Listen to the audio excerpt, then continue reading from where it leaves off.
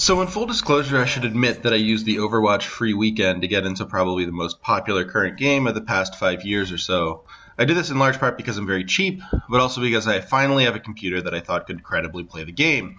So I thought, why not, right? Even if I only get a couple of hours in, it's a good time for free, and maybe I can write about it at VideoDrone. Well, yes and yes, but both, beyond my own expectations. The thing I didn't realize about Overwatch was that it was not just a cultural phenomenon surrounding a relatively decent shooter. It was really a top tier shooter that produced a cultural phenomenon. This might seem like a pretty fine distinction, but Blizzard has really produced something special in the game itself, and not so incidentally, has produced a series of culturally resonant characters to go along with their brilliant design. The two go hand in hand, as any brief search of Overwatch fanfiction, fan art, or pornography will reveal. And a large portion of Overwatch's massively popular fan reception seems to have to do with the fact that it is openly representative of people who are generally not represented in video games. It's also not just all that game is up to. But let's talk about the characters first anyway. The general caveat against seeing representation as an end of politics of course applies here. Listen, Blizzard didn't include a diverse and differently shaped cast because they wanted to be nice or advance the cause of a more just politics around race, gender, and sexuality. It was for profit. But with that said, I think there's a very formally interesting quality to the diversity of Overwatch's heroes. The game takes the Mortal Kombat route of keeping much of the story hidden in the background, so each character becomes a sort of legend upon which you can project yourself.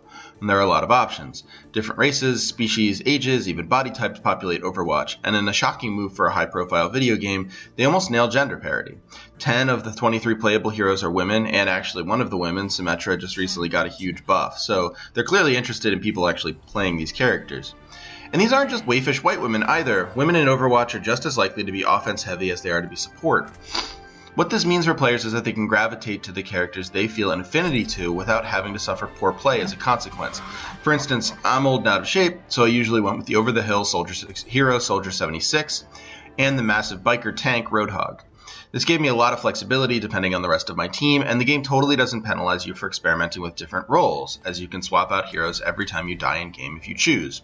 So while you never feel married or trapped to a particular hero, Overwatch allows you to feel at home in your avatar's skin. A gesture that allows both self-actualizing play. Hell yeah, I'd be so good at fighting in an arena, I say to myself as I, shoot a bunch of people in a video game. And more importantly though, it allows fan investment in otherwise orphic but opaque character types. Beautifully designed and without a clear set of origins in game, the Overwatch heroes are totally open to community investment. A sort of Benedict Andersonian imagined community of gamers if you're feeling optimistic, and a heck of a guerrilla marketing campaign if you're feeling grouchy. Either way, it's fairly remarkable. Beyond the characters, as I have said before, the game itself is designed in a really unique and effective way.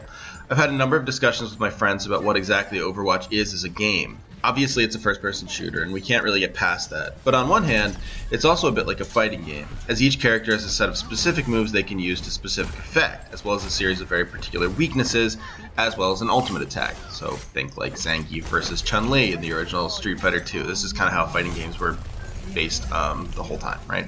This is like the general prototype or the blueprint. On the other hand, the game is a lot like Capture the Flag games like Team Fortress 2, based around quick but mercurial team cohesion and rapid-fire win-loss scenarios and repeated tactical plans. And on the third hand, sneaking its way out of your abdomen, it's a MOBA, marked with the same telltale signatures of Dota 2 or League of Legends, just with a lot less complexity. Tanks, supports, offense and defense, deeply specialized movesets that require very specific timing, and a team mentality that is literally required for any modicum of success. Somehow, Overwatch manages to be each and every one of these PvP genres and manages to beat it at an incredibly high level, which of course makes for addictive, non-stale gameplay. I think in the end I lean towards the game being a bit like a MOBA for a more casual class of gamer, e.g. me. I like Dota 2 a lot, but make no mistake, I'm terrible at it and I'm not going to be getting better anytime soon. With Overwatch, it took 2 or 3 hours before I could actually say that it was pretty comfortable in death matches, which is actually a remarkably light learning curve. The game, in many ways, works the way for the shooter that Super Smash Bros. Did for fighting games. It makes the genre lighter, faster, and more easily accessible to new players without ratcheting down the game quality. As such, it opens the form up to non-insiders, in much the same way genre fiction or popular cinema might in other media. It's an entry point. But what's so fascinating about Overwatch is that it's not just an entry point, but an end point also. You could literally begin and end your video game career in Overwatch and not bat an eye. In that way, again, it's like Smash Brothers, which thousands of college kids became experts at while never giving a damn about any other video game of the moment. And what this does for the forum is it allows access to a class of spectator who isn't particularly concerned with the history and future of video games, who isn't at core a gamer.